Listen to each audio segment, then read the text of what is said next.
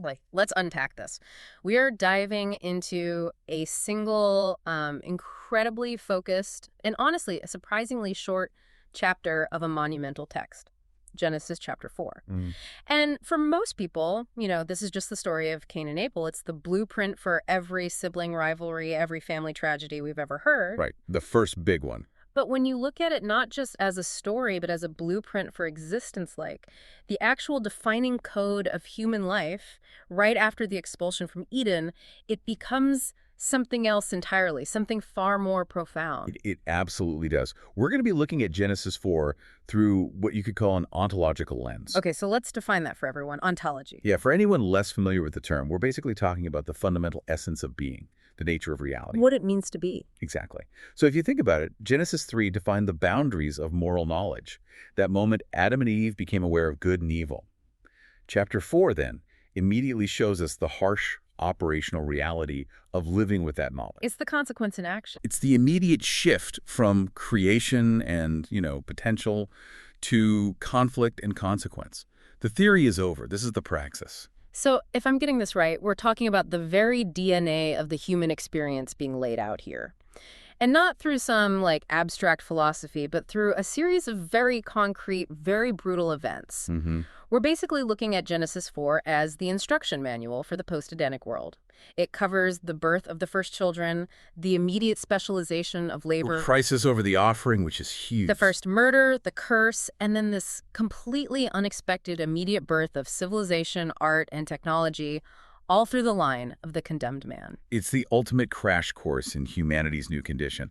I mean, think about it. The garden is sealed off, and before the dust can even settle, the defining struggles of our species, work, value, sin, violence, community, they are all established and played out right there in miniature. So our mission today is really to dig into the source, which, for this deep dive, is just the text of Genesis 4 itself, and to pull out these essential and often, frankly, shocking nuggets of truth about what it means to be human. Yeah.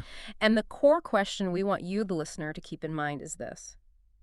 How does this incredibly short narrative define our inherent and maybe eternal relationship with labor, with sin, with violence, and with the whole idea of an organized human community? It all starts right in verse 1. Yeah. And the first thing we have to establish is just how new this reality is. We move immediately from, creation by divine fiat, God speaking things into existence. like the continuation through human means. Genesis 4, verse 1 says, "And the man knew Eve, his wife, and she conceived, and bare Cain, and said, I have gotten a man with the help of Jehovah." And that is a monumental pivot. Just think about it. Yeah. Adam and Eve were formed. They were passive recipients of divine creation. They just see. They just appeared.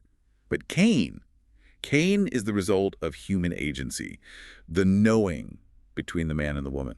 But, and this is crucial, Eve's statement is so important. She says, with the help of Jehovah, she's acknowledging this continued dependence. So they're co-creators now, but they're not independent. Exactly. They're dependent co-creators. This massive shift in how humanity proliferates is right there in that first statement. That transition from being made to being born is maybe the first defining feature of human existence outside the garden. It has to be. And the name Cain itself, it means something like acquired or gotten. It seems to reflect this new idea that everything, even procreation, has to be labored for now. It's an achievement.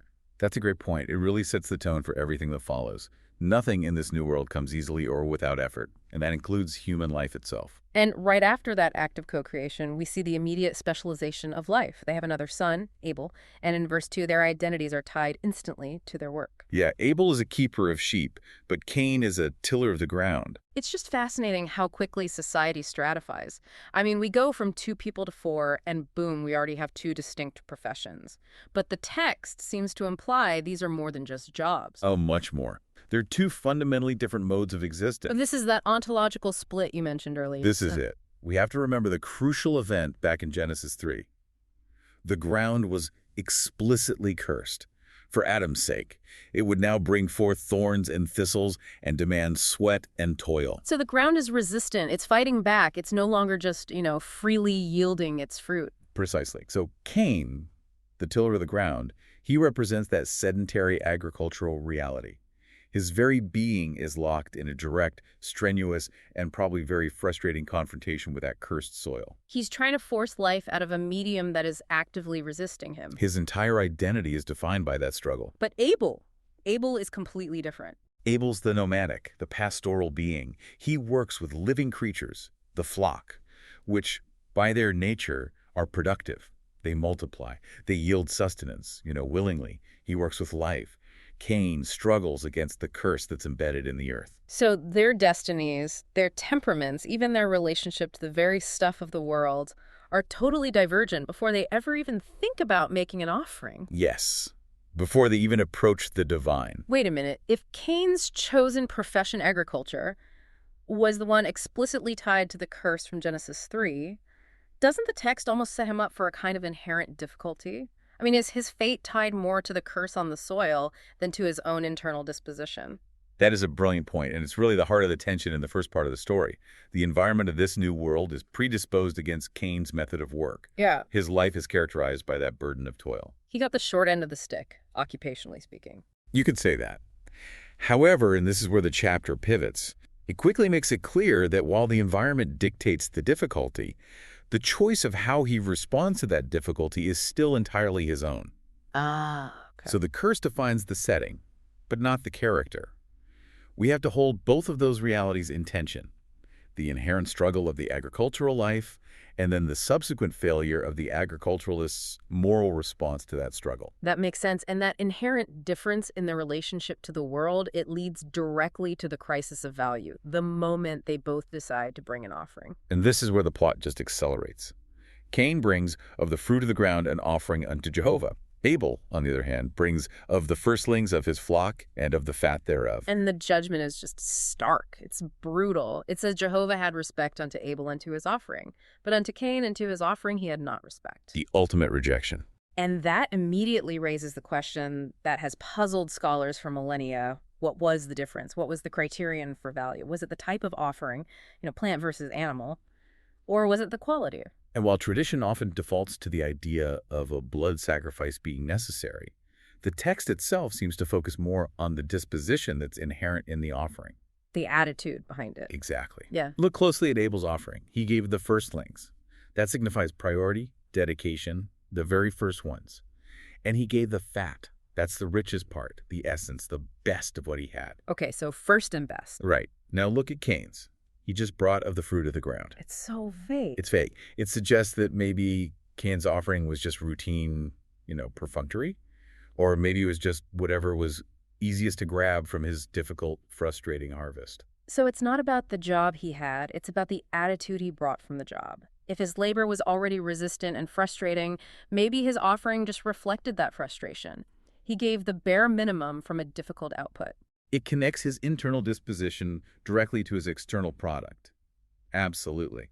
The fundamental reality being established here is that value is determined by the quality of the relationship that's reflected in the offering, not just the raw effort of the task. If he resented the toil, that resentment flowed right into the offering, and that's what led to its rejection.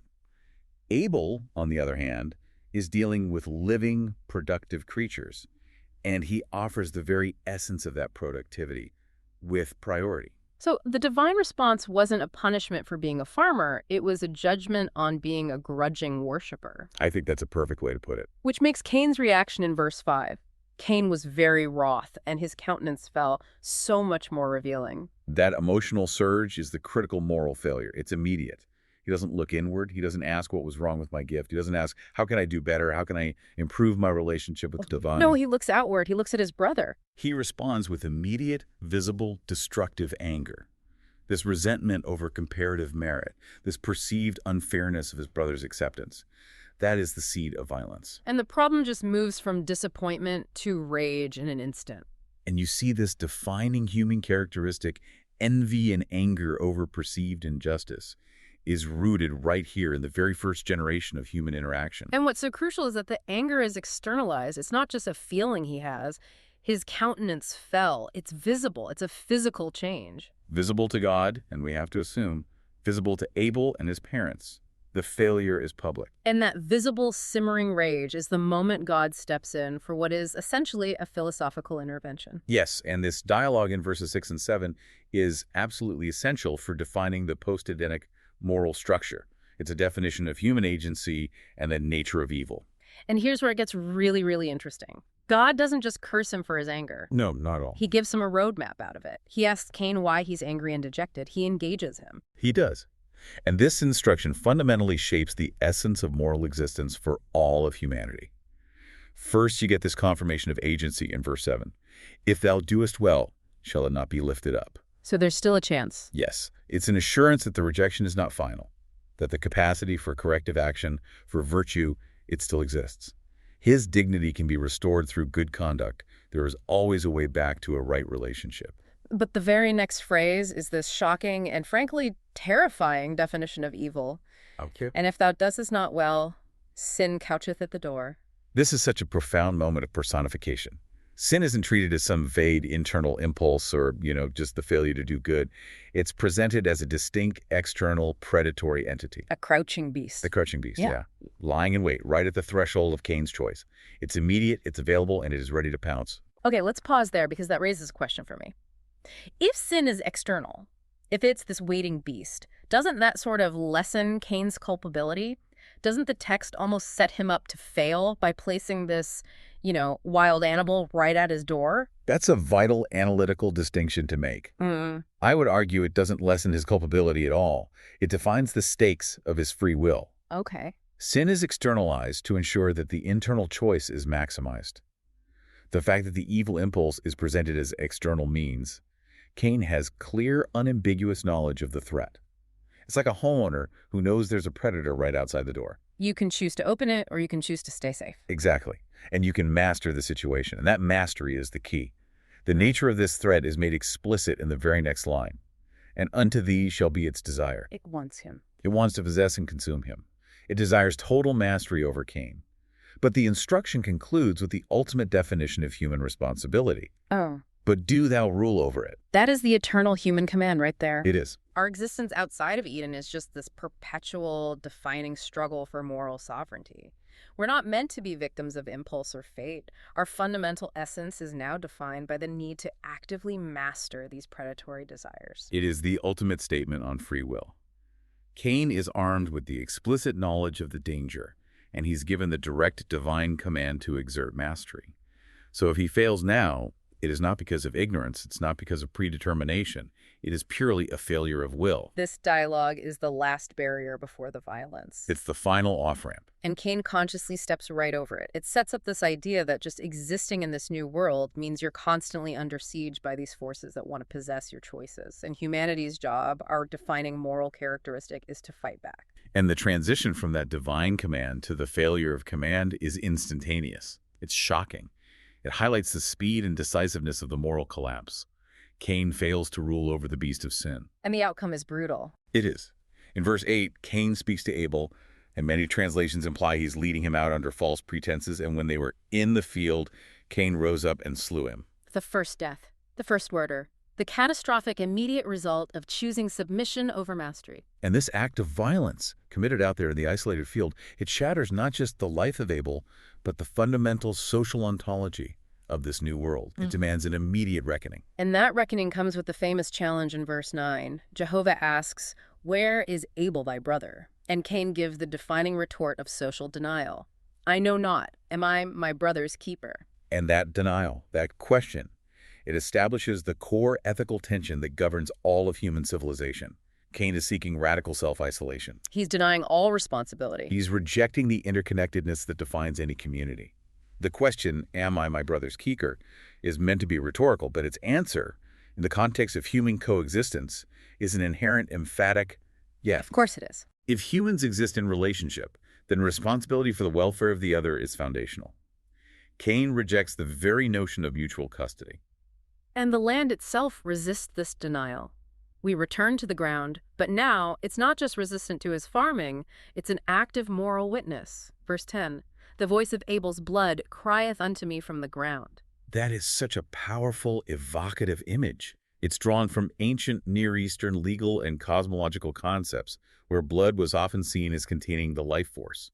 And when it was spilt unjustly onto the earth, it polluted the ground, and the ground itself cried out for justice. The earth literally can't tolerate the violence that's been done upon it. It can't. So the ground that was already cursed once for Adam's sin now receives a compounded, irreversible curse because of Cain's violence. This is the expansion of the curse. Exactly. It's all outlined in verses 11 and 12. In Genesis 3, the ground was difficult, it forced toil. Now, in Genesis 4, the ground is doubly cursed by Abel's blood and is now explicitly hostile to Cain himself. The text promises, "When thou tillest the ground, it shall not henceforth yield unto thee its strength." Wow. So Cain, the tiller of the ground, has just destroyed his entire mode of existence. His identity is obliterated by his action. His whole being. The symbiotic relationship between the agriculturalist and his medium is utterly and permanently severed. The ground will actively deny him sustenance. And the consequence of this destruction of his vocational reality is his condemnation to a new, permanent state of being. A fugitive and a wanderer shalt thou be in the earth. Perpetual displacement is his new, essential condition. This isn't just a punishment, it's an ontological shift. He is no longer Cain the tiller. He is now and forever Cain the wanderer. The sheer speed and totality of the consequences here are designed to shock you. I mean, within 4 verses of receiving the command to master sin, Cain is stripped of his identity, cursed by the very earth, and condemned to eternal exile. And once that sentence of perpetual wandering is pronounced, Cain expresses this profound and really complex existential despair. He seems to understand the gravity of what he's done, maybe more than anyone else could, because he created the world where his fate is now possible. He tells God his punishment is greater than I can bear. And his despair manifests as these 2 distinct fears in verses 13 and 14. First, there's the spiritual fear of being hid from God's face, the loss of divine presence. But the second fear is truly psychologically revealing. He fears being slain by whosoever findeth me. He knows what's coming. He's the first person to truly grasp the meaning of human violence, because he's the one who set the precedent. He knows that by introducing murder into the human experience, he has defined the world as a place where life is cheap. And therefore, every single person he meets is now a potential threat. A threat seeking revenge or simply taking advantage of his vulnerability. The loss of personal security is a direct logical consequence of his own action. It's a moment of just profound cosmic horror. He is the first fugitive in a world he single-handedly made dangerous for himself. And this leads to the next crucial establishment in the human story. The first instance of formalized mediated justice, albeit it's applied to the condemned. Right. In verse 15, Jehovah promises vengeance, 7-fold, on anyone who slays Cain and sets a sign or a mark upon him. Let's just pause on this mark of Cain for a second. It's so often mythologized as, a physical brand or a scar. Sure. But what is its actual function in this narrative? Right, what does it do? Its function isn't necessarily cosmetic. It's an act of preservation and justice mediation. It guarantees his life. It prevents the immediate total annihilation of the human lineage. God is essentially stepping in to say, you cannot undo this evil, but humanity will not be permitted to immediately self-destruct through an endless cycle of retaliation. So it's a paradox then. The world's first murderer receives divine protection. It is the first legal paradox. The sign ensures his life, preventing him from facing the very justice death that he inflicted. But it also forces him into the stipulated exile. It signifies that Cain's life is now uniquely designated. It's protected, but it's also permanently removed from the community. And the 7-fold vengeance is crucial here. Oh, it's huge. It's the first codified retaliatory law. It's a temporary mechanism of divine defense that prevents the human justice system from just spiraling into immediate chaos. It says, justice belongs to me right now, and if you touch him, the consequence will be immense. That sets up a huge tension for later when we talk about Lamech. But for now, the consequence is realized. Verse 16, Cain departs from the presence of Jehovah and dwells in the land of Nod.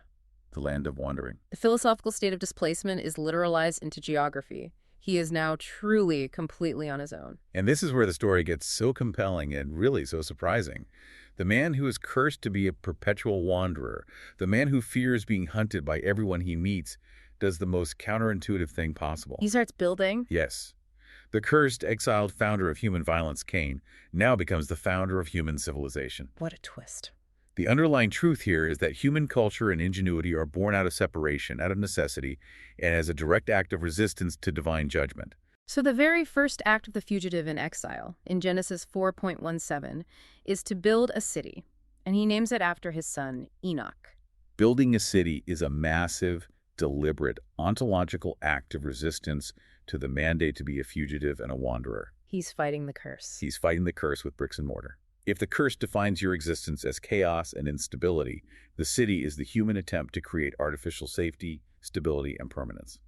It is humanity's first engineered refuge against the curse, a collective effort to manage the external dangers that Cain himself created. The irony is just staggering. The city, built for safety against killers, is built by the original killer. Exactly. The very foundation of human community is rooted in violence and the need to mitigate the fear of that violence. The city is fundamentally a monument to human insecurity. And as the lineage of Cain progresses, we see an explosion of specialized culture and technology. It all defines what civilization looks like outside of the immediate spiritual presence of God. And this development happens fast. Let's break down the descendants of Lamech, who is Cain's great-great-great-grandson, because they really represent the three pillars of civilization. They do. First, in verse 20, we get Jabal.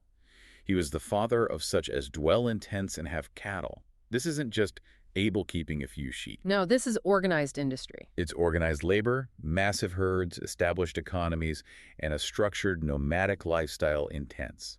Jabal represents organized wealth and commerce. So, organized human economy starts right here, divorced from that direct agricultural struggle that Cain had with the cursed ground. Precisely. Next, we have Jabal's brother, Jubal, in verse 21.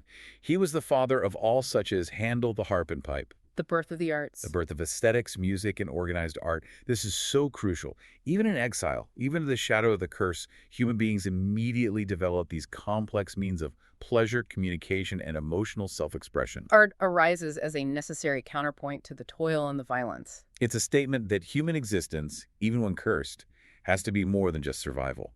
It must include beauty and expression. But the development of art and organized living is immediately paired with the ultimate game changer, their half-brother, Tubal-Cain, in verse 22. He is called the forger of every cutting instrument of brass and iron. This is birth of metallurgy and advanced technology. This is a monumental technological leap.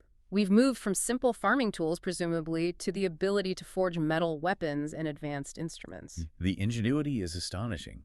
Technology, art, and organized commerce all develop rapidly and simultaneously within this framework of civilization.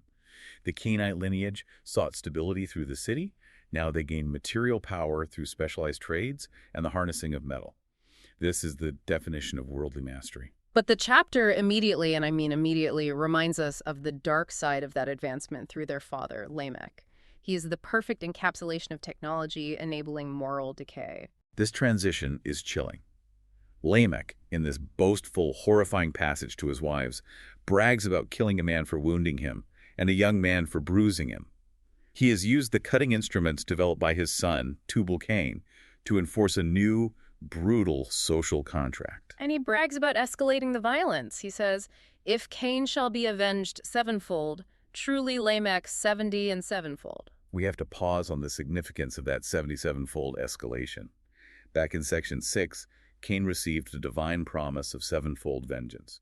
That was a controlled, mediated, protective justice from God. Right, it was a shield. It was a shield. Lamech takes that divine calculation and multiplies it exponentially, making it the measure of human retaliation. So Lamech is essentially saying, the protection granted to my ancestor by God is nothing compared to the vengeance I will execute myself using this new metal technology. That's exactly what he's saying. This is the ontological consequence of cultural advancement without any moral restraint. The city offers safety, but the technology offers power, and that power immediately enables disproportionate, extreme retaliatory violence. Lamech represents the exponential growth of sin within the highly structured, highly armed framework of civilization. The very tools that were meant to ease labor or build homes are immediately co-opted to increase the scale of human evil. So the moral failure is no longer just personal resentment like it was with Cain. It's now structural. It's supported by technology, and it's celebrated in the community, boasted about to his wives. It suggests that civilization, by its very nature, might just amplify human evil right along with human ingenuity.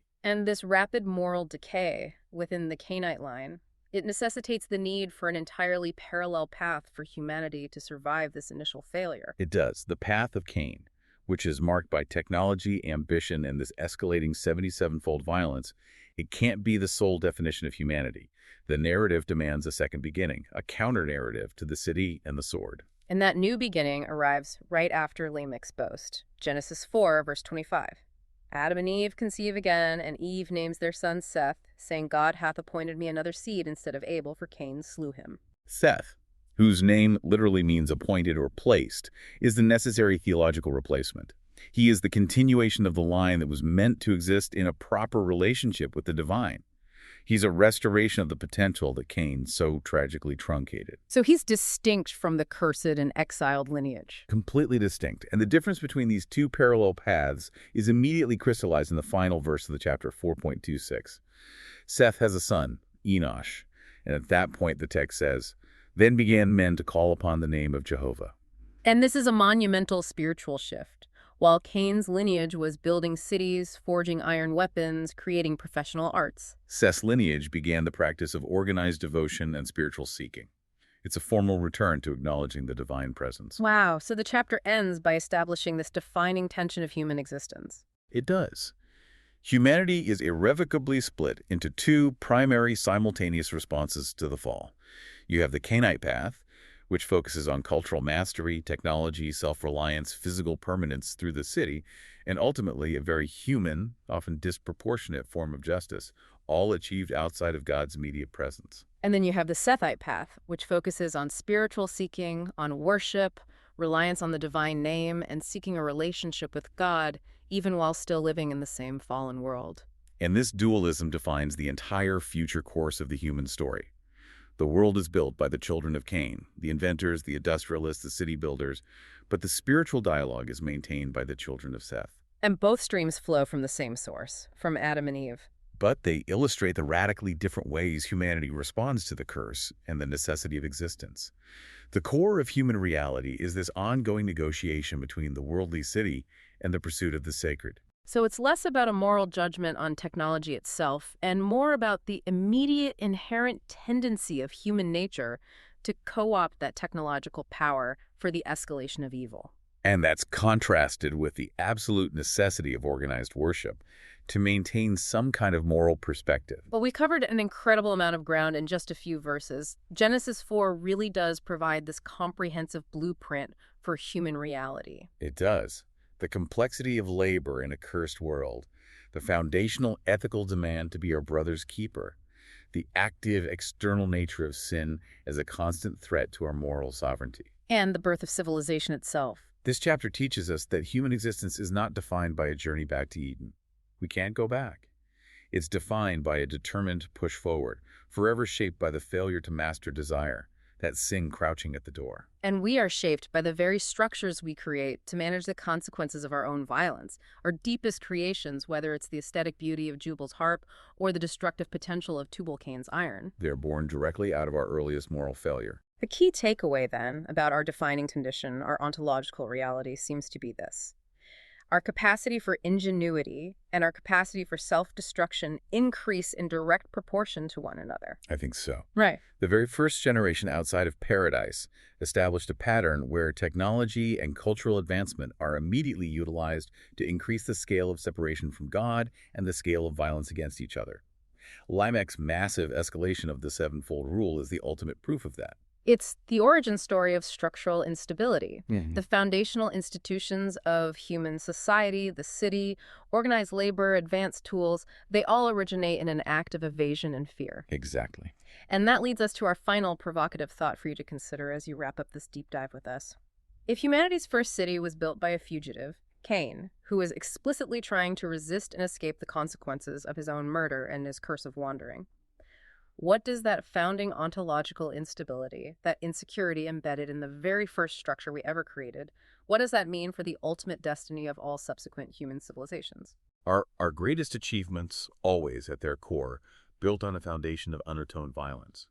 And which path, the Cainite path of worldly mastery or the Sethite path of spiritual devotion, ultimately defines the true destiny of our species.